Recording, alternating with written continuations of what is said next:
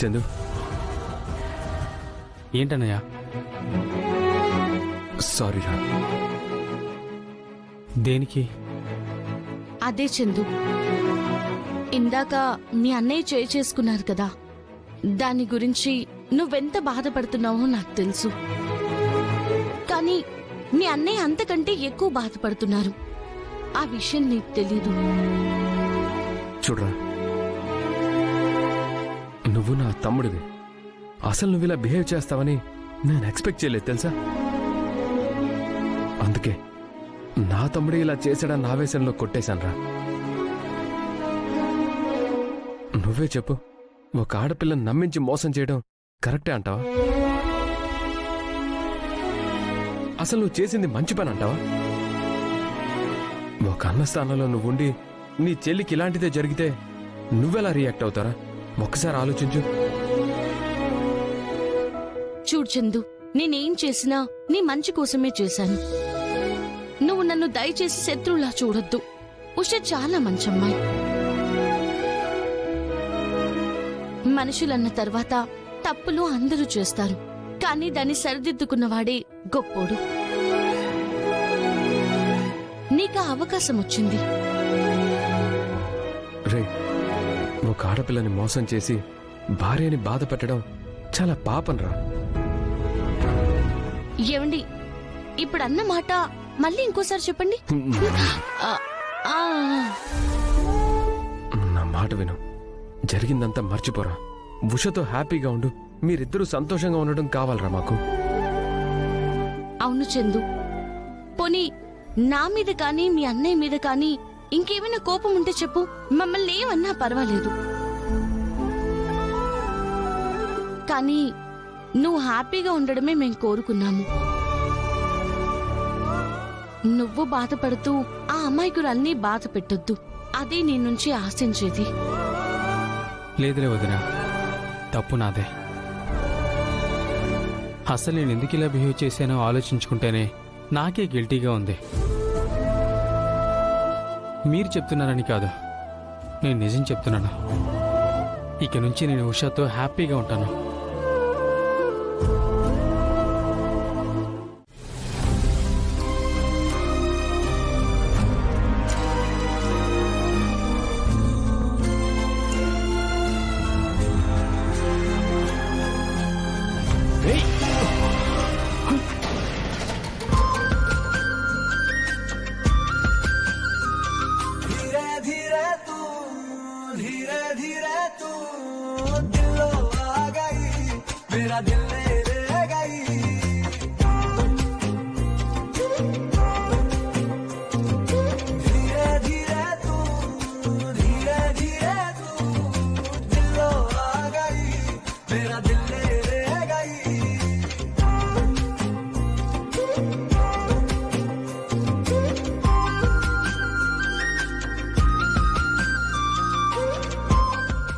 ఉషా, నీకేం కాలేదు కదా?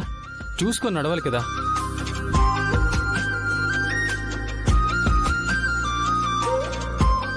నీకు దెబ్బలేం తగలేదు కదా?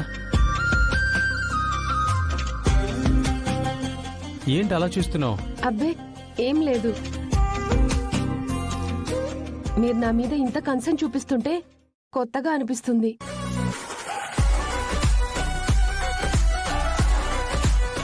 ఈ రోజు నుంచి నాలో కొత్త చందుని చూస్తాం.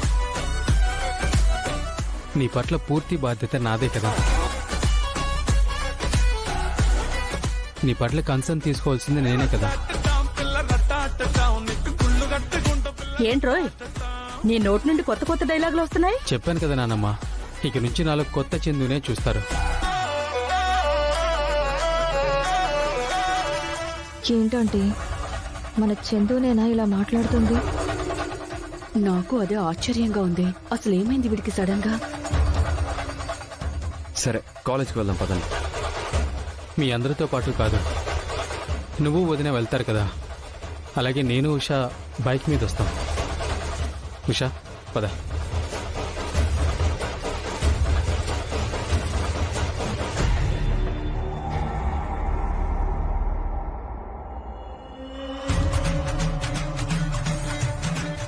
నువ్వెప్పుడూ తప్పుడు నిర్ణయం తీసుకోవమ్మా. నువ్వు ఏ నిర్ణయం తీసుకున్నా మాకు సమ్మతమే.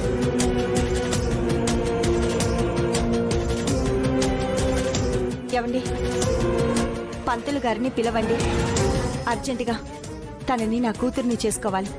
దత్తత కార్యక్రమం జరిగి తీరాలి.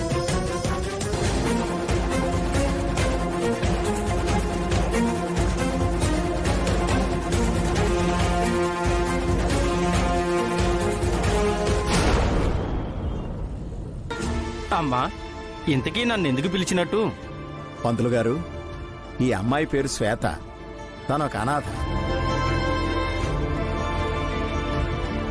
ఇక నుంచి ఈ అమ్మాయి అనాథ కాకుండా మా అమ్మాయిని చేసుకోవాలనుకుంటున్నామండి.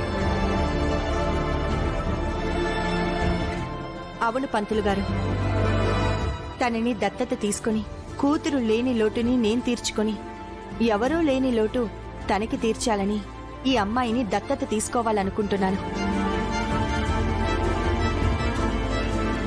ఈ దత్తత కార్యక్రమానికి మంచి ముహూర్తం మీరు చూసి చెప్పండి. అమ్మా, మీ కడుపున పుట్టిన ఒక అమ్మాయి ఉంది కదా.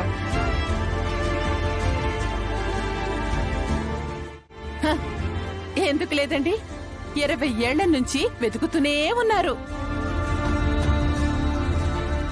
తను ఉన్నట్టు లేదు, లేనట్టు కూడా లేదు, ఏమీ తెలీదు.